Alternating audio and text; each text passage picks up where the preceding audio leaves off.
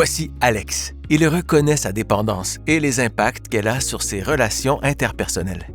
Maintenir des relations saines est important pour Alex. C'est ce qui l'aide à conserver un équilibre de vie, rester abstinent, mieux contrôler ses réactions et avoir une meilleure estime de lui.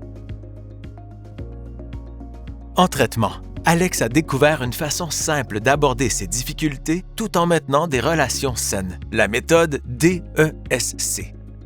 D'abord, il décrit la situation qui lui pose problème de façon neutre et objective. Ensuite, il exprime ce qu'il ressent en évitant d'attaquer ou de critiquer l'autre personne.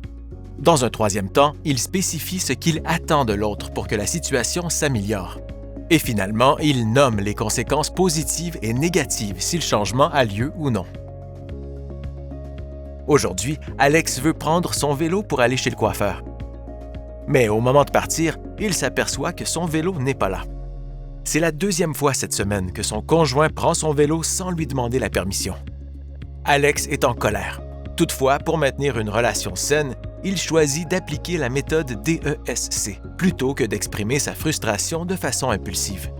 Alex prend donc du recul et réfléchit à une façon neutre et objective de décrire la situation problématique à son conjoint.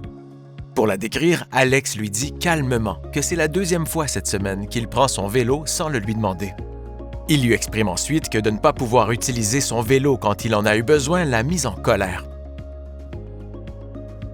Par la suite, Alex spécifie à son conjoint qu'avant de prendre son vélo, il aimerait qu'il le lui demande.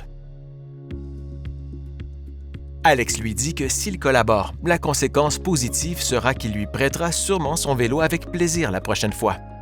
À l'inverse, Alex lui dit que s'il recommence, cela risque d'augmenter encore plus sa frustration et que cela pourrait nuire à leur relation. Grâce à la méthode DESC, Alex a pu faire face à la situation avec respect et ouverture.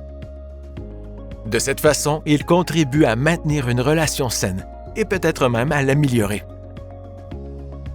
Et vous, utiliserez-vous la méthode DESC pour maintenir des relations saines?